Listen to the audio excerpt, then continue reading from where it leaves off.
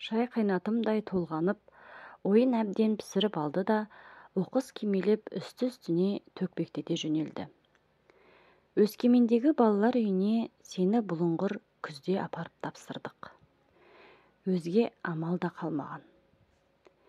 Шешені қылтамақ алып кетті. Жерге қарап, әкеміз күрт шөккен. Соғыстан контузия алған адамнан не сұрайсың? Төсек жаңғыртып бізге өгей де болса ана тауып бере ме десек, қаны қайта-қайта көтеріліп, ауруханадан шықпауға айналды. Мен мектеп-интернатта оқимын. Сонда деймін де, қалмаймын деп зар илеп жылағаның күні бүгінге көз алдымда. Ұстап жібермеген тәрбиешінің білегін қыршып алдың. Біз де көз жасымызды сығымдап тұрып, дорба-дорба кәмпит теңдеп, 2-3 күннен кейін келеміз. Қорықпа, алып кетеміз қайтадан, деп алдарқаттық. Теріс бұрылып, тоғжыңдай берген көкеме көп қарайламай, маған қол созып, пора-пора жылай бердің. Мака, манапқа тілін келмей, мака дейтінсің. Кәмпит сен әкел, сен алып кел, деп. Содан итіңдеп ауылға жеткенше біреуді желеп келе жатқандай тіс жарғамыз жоқ. Бір апта бойы басыма жасаған күпәйкім таңертең дымқыл тартып жүрді. Тәтемнен айырылғасын сені көкем бақты. Жазғы демалысқа келгенде жаялығыңды өзім жуып жүрдім. Мені өлердей жақсы көретінсің. Бір бидайды бөліп жедік. Қайда барсам, сонда томпаңдап, ізімнен 2 елі қалмаушы ең. Манап көзімен тротуар сүзіп отырып қалды. Қара жер қойнына өзімен бірге ала кетермін-ау деп талай жыл тұмшалап сақтаған сырының тиегін ағытса да, аяғына шыққанша асық болды. Туған інімен құрғақ қурайды қырт-қырт жегендей сөйлесермін деп ойламап еді. Қалише, төмен салған кірпігі көзін көлеңкейлепті. Не ойлап отырғаны белгісіз. Қолдарын айқастырып салған күйі бауырына тығып, іші ауырғандай еңкейіп отыр. Манап демін жұтып, ақырын күрсінеді. Еңкейіп жерде тігінен тұрған дипломатын іліп алды да, алдына өңгеріп салып, аузын сырт ашты. Жаздық жеңіл костюмның қаттауын жазып, бірер сілкіді де орындық үстіне жалпағынан салды. Саусағының ұшымен қалиға сырғытты.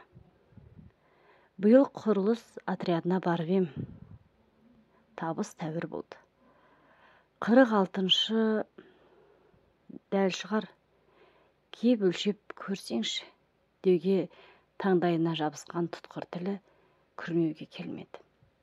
Қали костюмге көз қиығын немқұрайды тастады да миығынан күлімсіреді. Сол медет үстіңгі ерінің сол жақ құйрығы дір етіп шапши қалды. Манаптың қолқасы суырылып кеткендей болды. Жан дүниесі әлем тапырық. Жасаурай қалған жанарын Қалидан аударып, күн сәулесіне шағылысқан терезелері жапырақтардың арасынан жылт-жылт сығалап тұрған оқу корпусына бағыттады. Аумай тартпа қырай, тура көкесі. Әкесі күлмей ғұмыр кешті. Қиратқанда күлімсірейтін. Сонда ерінің сол жақ құйрығы өстіп жоғары шапшып қалушы еді. Киім жағы бар. Жыл сайын жаңалтып тұрады. 48 болмаса 46 маған тар. Жайбарақат үн құлағына жеткенде, желіп келе жатып, жарқабақ шетіне ойқастап шыға келген аттай желкесі тартып, иегі көтеріле беріп, кегжейді де қалды. Айдан айға хабар ошарсыз, ізсіз кеткен жылдан жылға құйрығын ұстатпаған, әрең табылған інісі осы Қалима дегенді сағызша созып бөліп бөліп ойлады. Сыдыртып самал соғып еді, жасыл жапырақтардан 2-3 сары ала теңге саудырап түсті де, біреуі қалбалақтап кеп, Қалиға тар костюмнің өңіріне сырғи қонды. Жалқы жапырақтан көзін алмай. Мұрнарғы жылы көкемнің басына тас жинап қорған көтердім. Саман кірпішін өз қолыммен құйдым. Көрші ауданнан 2 атадан қосылатын туыстар табылған. Олар да аянбады, деді. Сәл бөгеліп сөзін жалғады. Бүгінде елдің жағдайы жақсы. Тамақ тоқ, көйлек көк. Жоқ жітік жылда елден кеткен бала, жетім ағатайым тағы да жүдеп жадап келіп қалды ма деп ойламасын деген сыңайда ұзын есеппен айтты мұны. Алыстан орағытып, жетім болсақ та құйрық жалсыз емеспіз. Қала берді ел, жер бар, есіңді жи, қамықпа, дегенге сайған сиық. Қали еңсесін салып бері бұрылды. Өңінде таңданыс па, қобалжу ма, қалай айтса да өзгеріс ізі сайрап жатыр. Кішкене көзі жылтырай қалыпты. Тізе бүккелі алғаш рет Манаптың аузына қарады. Ағасы да іштей Қалиға қарай итініп жылжи түсті. Бозбала, тас жинау, о немене? Дегенде жылжып кеткен жеріндегі омайып отырды да қалды. Алақаны костюм матасын уыстап мыжғылай берді. Не деп кетті мына бала? Басы мұңғы дыңғы. Іле, қасыңда інің отыр. Көзіңді ашып қара, інің деп түрткілеген есек дәме көңіл тағы жіберді. Кіндік кесіп кір жуған жерден алыста өскен саяқ бала өз халқының әдет ғұрып, салт санасын білмесе жазықты ма? Өлсе Манаптың әкесі өлді. Ал бұл күнге дейін Қали әке шешем жоқ, иесіз, сұраусыз жетіммін деп келді. Жетім қозы тасбауыр. Бала қайтыс болған адамның басына қазақтардың тас жиып зират көтеретін аспаннан оқып біле ме?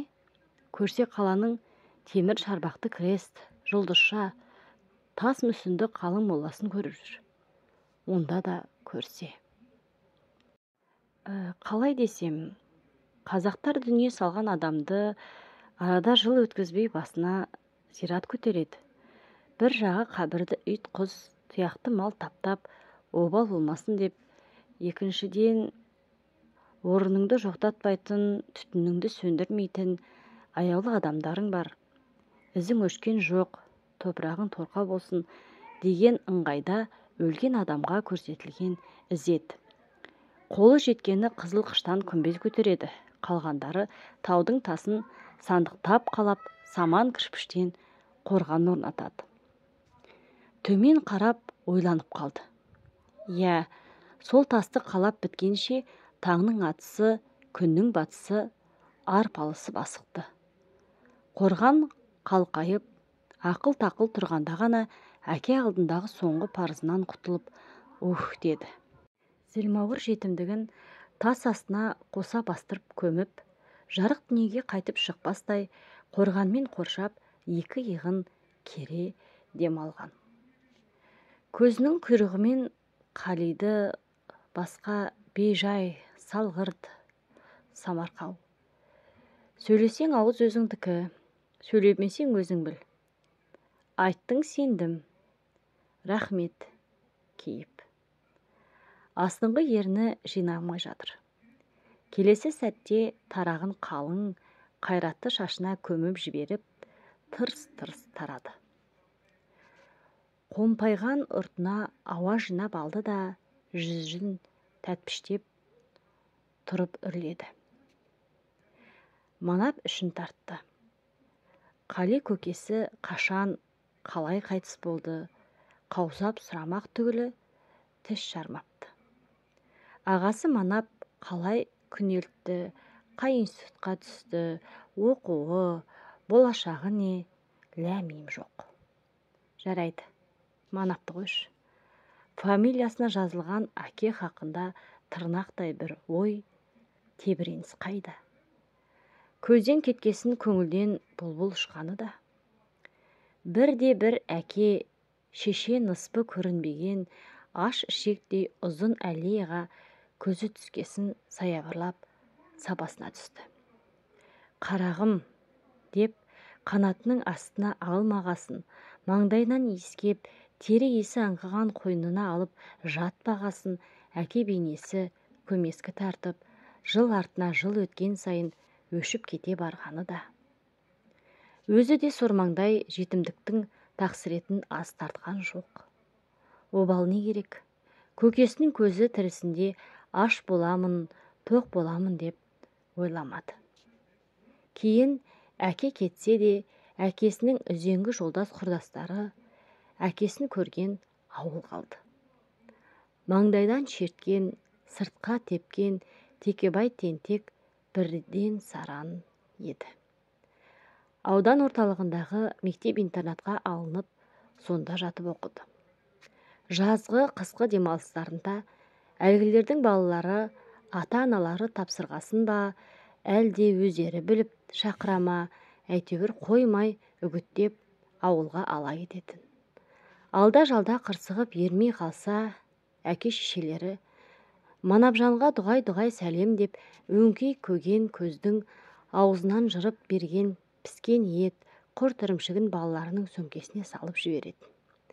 Қазірде жазғы демалыста қап үйге түсем деп қиналмайды.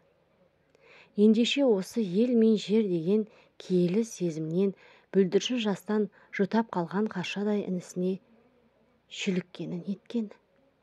Тамағы тоқ, көйлегі көк болса да, туған әке-шеше, туған аға, іні, туған ауыл, ел деген қасиетті ұғымнан қағылған балалардан не сұрап, не дәметіп отыр?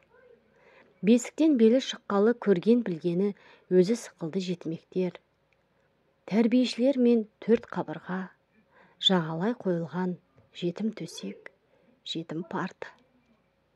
Кімге кінә қоярсың?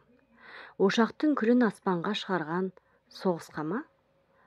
Ол айып айбаның кімге ем? Кілең қан көңіл сөз тізбегі көмейіне лықып келіп еді, Қалиға кенеттен тіл бітті. Аша берген аузын жаба қойды. Сөйлесінші, іштегі шерін сыртқа шығарып, емін еркін есіліп ағылсын бір. Туған жердің алақандай қолатын алыстан арқалап жеткен аға алдынан бауыры жазыла өтсінші, деген ой ауыздан қақты. Мереке қарсаңында жас өспірім боксшылардың қалалық біріншілігі өтеді. Соған жатпай тұрмай дайындалып жатырмыз. Былтыр финалда ұсылып қалғанмын. Биыл қайтсемде есе қайтару керек. Жас өспірімдер тобы бойынша бірінші разрядым бар. Бөсіңкіреп кеткенін кеш аңғарған бала бетін бұрып ала қойды. Манап сергіді. Аз мұз мақтаныш аралас лебізді естігенде барып жанында кәдімгі алаңғасар бала отырғанына сенді. Жора жолдастарының үйіне барғанда ойыншықтарын жинап, қайта шашып, ойынға алданып жүретін көп қара домалаққа қара да, мына Қалиға қара. Бәрібір. Дегенше және сезікті ой сумаң қағып, маңдайы суып берді. Бауыры жабысып бірге туған дос жарандарының ісіне теңеп, өзінен алыстата түсіп, құйрығын сыртқа салып отыр екен. Өз інім, қарындас Қали інім дегенді санасына қалай сіңіргісі келсе де болатын емес. Жанбай жатып өшкен бұл неткен көңіл? Қалған көңілде. Қалың ой манапты әбден меңдетіп, туралатып тастады. Боксынан бөтен ермегі бар ма өзі? Деген ойын әлеседі. Басқа немен айналысасың, Қали? Деді. Інім деген жалғыз да жылы сөз аузына тағы түспеді. Қалидың қабағы жазылып, жадырап жүре берді. Орындықтың көлденең ағашына алақан тіреп, көтеріліп қойды. Әр сөзі қунақ жігерлі. О, табиғатты жақсы көрем.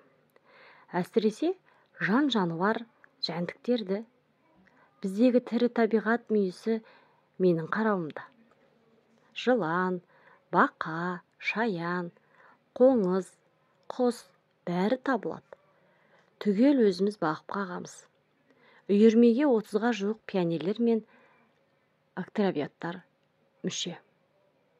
Кеше қала іргесіндегі орманға серуен құра шығып ек, сапарымыз сәтті болды. Аузының салымы бар екен. Коля Жеребцов Патрикееваның кішкене күшігінің үстінен шықпасы бар ма? Патрикеевна? Түлкі дегенімде күшік 60 айлалы мыстан екен. Қашқаннан қашып, жуан неменнің қуысына кіріп кетті. Жеңімді түріп, қолымды сұғып жіберіп, бармағымды тістеп алды. Міне, ізі, деп ұшыр сызылған сұқ саусағын шошайтты. Жеребцовтың құрметіне Коля деп ат қойғамыз. Қолға үйренбеген ме, жатырқай ма деп қорқып ек, бүгін таңертең алдына қақпанға түскен тышқан тастап ек, қайда жатырқаған екі қылқып бір жота салды. Тағы нелерің бар, әкеліңдер бері, дегендей. Коля шіркін жалақ-жұлақ етеді, күліп қойды. Патрикеевна десе Патрикеевна, бұл тамашаға енді нені қосып айтсам дегендей аз кем ойланды. Өткен жылы қала мектептері бойынша мүйісіміз бірінші орын алды. Аң құс жәндіктің түр-түріне бай екен деп, аяғымызды жерге тигізбей мақтады. Жуырда Елжбета Сергеевнаның ағылшын сеттері күшіктепті. Біреуін тегін берем деп отыр. Сондай жақсы адам өзі, дегенде өңі құбылып кетті. Қазақстанда ақбөкен жыртылып айырылады деп оқыдық. Соның сүп-сүйкімді бір лағын қолға түсіріп алсақ, облыстан да алдымызға жан салмас едік. Әлденен дәметкен пішінде манапқа көз астымен қарап қойды. Сол сүйкімді лақты сіз тауып беруге қалайсыз? Деген ымды манапта түсінді. Қали балаға деген өкпен ренішті бұл кезде таза жиып қойған. Жыжымдап сөзге тартуды да доғарды. Және де манадан томсарған Қалидың сөз ұшығын ұстай алмай амалы құрығанын, бек қиналып отырғанын және ұқты. Іздегенге сұраған дегендей мына бір қитығы жоқ бейбіт әңгіме басталып кеткені жақсы болды. 15 жастағы баладан не сұрайсың? Көрген білген бар қызығы табиғат мүйісі. Ойлағаны бірінші орын бокс болса, байқұс бала расында басқа нені айтсын? Түсінген адам кешіре де біледі. Басын салбыратып, отырып, болашақта кім боласың? Дей салды ерін ұшымен. Қали іркілмеді. Ұшқыш. Әскери ұшқыш боламын. Балалар үйінен түлеген ұшқыш ағалар баршылық. Манап мырс етті. Аға, деген сөз көп күттіріп барып аузынан ақыр соңында шықтау. Өз оймен өзі әуре Қали оны елемеді. Әнеугүні соның бірі келіп кетті. Клубта кездесу өткізсек, Сидоров Александр Павлович. Ордені бар, полковник. Соғыста қаза тапқан әкесі де истребитель ұшқыш болыпты.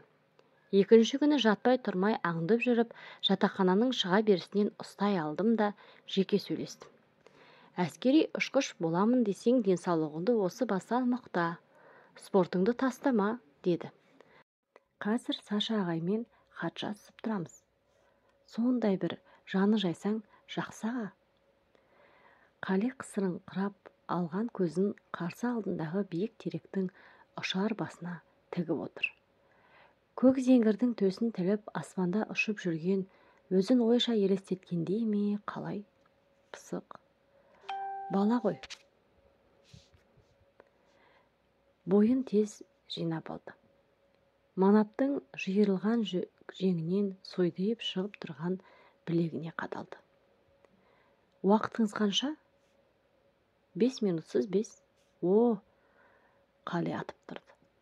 Отырып қалыппын. Уақыттан ұтылсам, жарыста ұтылғаным. 5:30-да жаттығу бітеді. Тым болмаса қалғанына қатысайын. Жаз бойы салмақ қосып, бұлшық етім босап кетіпті. Қош бол, дей берді де тірін тістеді. Сіз қонасыз ба? Манап төмен қараған күйі. Жоқ, кетемін. Кешкі 6-да пойыз бар, деді. Сапарыңыз сәтті болсын. Серпіндей басып спорт залына қарай ұшып жөнеле берді. Орындық үстінде 46-шы костюм көлбеп жатыр. Бері кел, Қали. Бұрылды. Жақындады. Кешіріңіз, маған сыймайды. Артық та емес. Қатар жатқан Илдар Гизатуллинге құйып қойғанда екен. Бірге оқимыз. Бойы тәштік. Соған сіздің атыңыздан сыйлайын. Ренжімейсіз бе? Түк ренжімеймін. Рахмет. Костюмды қолтығына қысып, жаңағы сара жолына түсті. Хат жазамын, келер жылы жазда келемін, келетін шығармын, деді Манап ізінше. Естіді ме? Қали сызып кете барды. Баспалдаққа екі-ақ ырғып шығып, кілт бұрылды да қолын бұлғады. Күлімсіреп еді, үстіңгі еріннің сол жақ құйрығы шапши қалды. Орындық қасында тұрған Манаптың тұла бойы дір етті. Көзін мұнар алды. Алға қарай емпеңдеп жөней бергенде, қалқамай, қанатымай деген сыбыр құлағына көшіп жүр. Есік сарт жабылғанында барып есін жиды. Биік баспалдақ бос екен. Бір орында ұзақ жыл отырып қалған бастықтар әуелі стол, креслосын өзінің өміртанымына, мінезі, мәнеріне қарай бейімдеп алады да, жылдар өткесін бара-бара өзі де жаңағы жиһаздарға әбден кірігіп, соған ұқсай бастайтын болуы керек. Виктория Ивановна манағы қалпына қылау түсірмей, қағазға шұқшиып отыр. Рұқсатсыз кірген, онымен қоймай сылбыр басып креслоға сылқ отыра кеткен жігітке таңдана көз салды. Жарты минуттай мұқшия қарады да көңілі орнына түсті. Жайлап күлімсіреді. Айтпасаңыз да түсінемін. 11 жыл жүздеспеген інімен қауышу небір тас жүректі теңселтіп жіберетін оқиға. Қуаныш та, қайғы да бірдей деген осы. Түсінемін. Сіздерді түсіну үшін отырмыз. Мұндай қуаныштың көкесін, атасын көргенбіз. Бұл кабинетте өліп тірілгендер де табысқан. Дегендей тоқтығы мен бек ризалығы бетіне қайнап шықты. Қанағат райда шалқайыңқырап отырды да.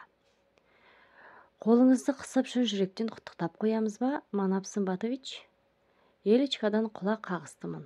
Жолшыбай соғып кеткен. Жалқы емессіз, иә? Бұдан былай ініңіз бар, тынысыңыз бар, деп соңғы сөздерге іркіліп салмақ түсіре айтты. Әрине, рахмет, деді екі алақанын сол бетіне түп-түзу ғып жазып салып отырған Манап жерден көз алмай. Директор қасына келіп ойланып қалды. Қателеспесе, жас жігіт соншалықты асып-тасып шалқып отырған жоқ. Дала халқы қуанышқа да, қайғыға да бірегей берік, ұстамды келеді деуші еді. Сол рас болмағай. Елжабетті Сергеевна жатын бөлмеңізді көрсеткен болар.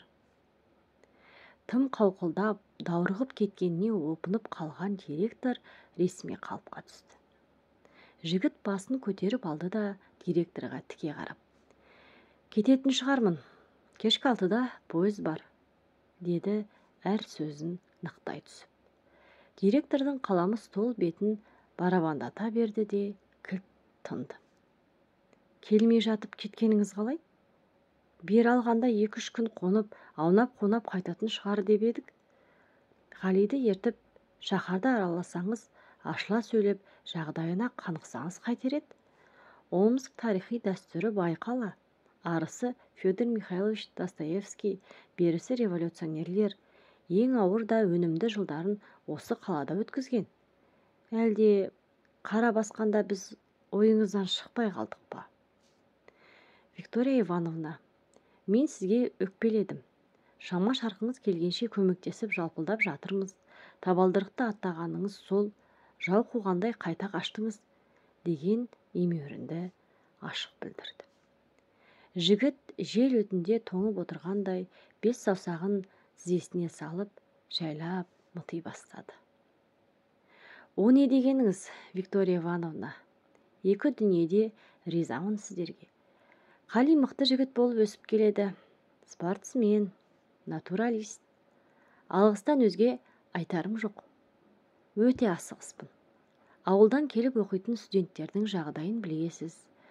Бір аяғы қалада, бір аяғы далада. Келер жылы амандық болса, тағы соғармын. Өзіңіз біліңіз. Қоштасып кетіп бара жатқан Манапты ту сыртынан шыққан дауыс тоқтатты. Дипломатыңызды ұмытып барасыз. Мойын бұрған жігіт жымиып еді, үстіңгі еріннің сол жақ құйрығы шапши қалды. Айтпақшы, дипломатты Қалиға тастап кетсем деймін.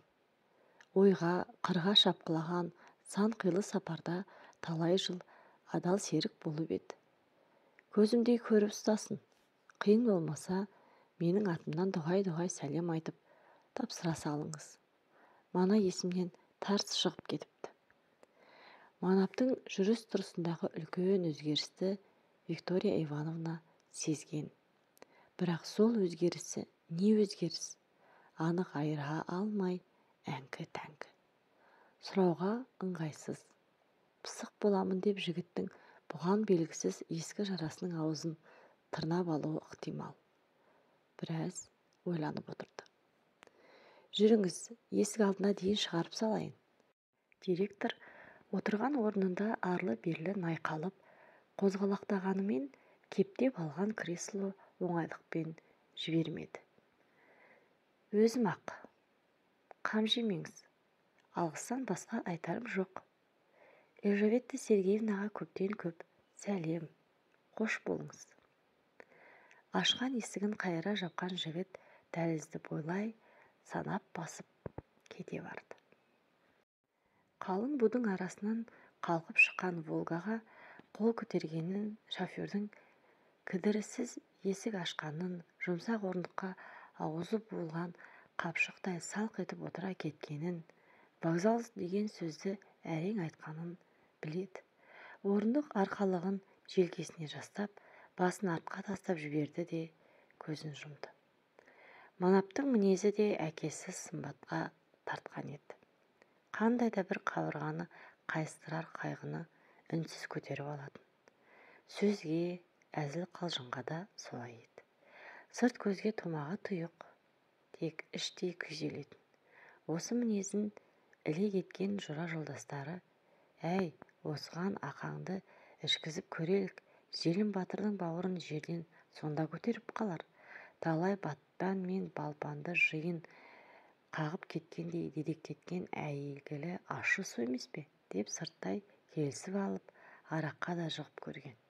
Үміттері ақталмады. Манап бауырын жерден көтермек түгіл, қол аяғын қозғаудан қалған. Жолдастары сұрап, сөз ала алмады. Сөзге салсаң баспайтын, араққа салса батпайтын мынау бір алпамыс екен деп, екі қолдарын төбесіне қойған. Татып алмаса да осы минутта сондай сүлесоқ халде бастан кешіп отыр. Қалай, ініңізді тауып алдыңыз ба? Деген дауысты естігенде ғана зілдей басын зордың күшімен көтерді. Манағы шофер, манағы такси. Таптым. Халі қалай? Тым жақсы. Такси шинасы ғана сыбырлап келеді. Тез қайттыңыз? Жұмыс бастан асып жатыр. Шофер ұқтым дегендей сыңайда басын изеді. Сол көзін сығырайта қысып алып, жайымен сөз бастады. Сөйлеген сайын дауысы қатайып, үдей берді. Мен де жалғыз қарындасымды жоғалтып, жер соғып қалған жан едім. Әкей Венгрия топырағын жамылып жатыр. Шешені Ленинград блокадасында бергенбіз. Әупірімдеп тірі қалған көршілер қиын күндері пана болып, қоршау шебі бұзылғасын балалар үйіне өткізді. Соғыстан соң қым қуат аласапыранда балалар үйі екіге бөлініп, біреуі басқа өлкеге көшіп кетті. Сол апалас төпелесте бір-бірімізден көз жасып қалдық. Мен 5-те, ол 3 жаста екен.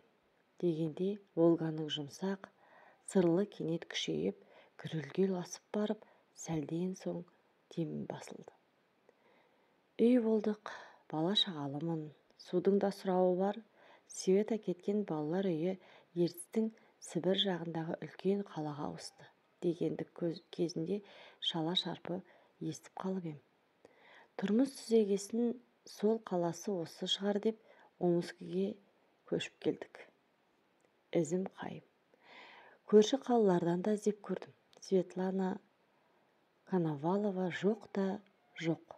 Кім білсін, күйеуге шығып, фамилиясын өзгертуі де мүмкін. Ірге теуіп қалған қаланы қиып кету де қиын. Бұл күнде Омскілікпін деп қойып, ақар-шақар тұрып жатырмыз, бауырым. Әрі осы қаладағы үрпек бас қыздар неге екенін қайдам, Светаға ұқсайды да тұрады. Өзін кіріп шыққан балалар үйінің қасынан күніне 2-3 зуылдатып өтпесем, ішкен асым бойыма батпайды. Вильцук деп сол 3 жасар күйінде шашы үрпиіп, қақпадан қалықтап шыға келетіндей. Вокзалдан балалар үйіне тура тартатын жолаушылар да баршылық. Әр жерден өзің секілді інісін немесе қарындасын іздеп келіп жатқандар көп. Светадан тірідей айырылсам да, аңсап табысқан жандардың қуанышына ортақ болып, тым болмаса жәмшіліктігін қарап қалайын деп. Солардың асып төгілсін, қуаныш шаттығының бір ұшқыны жүрегіме ұшып түспес деймісің. Қазір үйдің адресін жазып берейін. Қалтаңа салып қой. Күндердің күні керегіңе жарар. Ұлтымыз әр басқа болғанымен, мұңымыз бір жігіттерміз. Келесі келгеніңде ініңді ертіп алда, біздің үйге бас сұғып шық. Светам күндердің күні табылып қалар деген үміттемін. Өсіп қалған бойжеткені болса, кім білет, сені ер жетіп қалған інің бар, құдандалы болып қалармыз деп көзін қысып қойды. Мына темір тұлпар аман болса, вокзалдан өзім қарсы алып, өзім шығарып саламын. Тек келетін күндеріңді бұрын хабарлап, телеграмма сал. Такси тоқтатып қойып, қойын кітапшасын қағаз жыртып алды да, қалтасынан қалам суырып, әлденені асығыс шүкектетіп шимайлайды. Қағазды манаптың төс қалтасына сұға берді де, жолаушының қол жүгін құрағында бір түгендемесе, такси шофері бола ма? Манаптың аяқ астына көз жүгіртті. Бауырым, балалар үйінің қасынан түсіп қалғанда қолыңда қара дипломат бартын.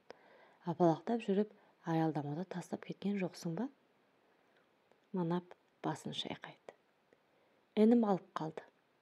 Ер жете бастағасын сын түзеуге кіріскен бозбала ғой.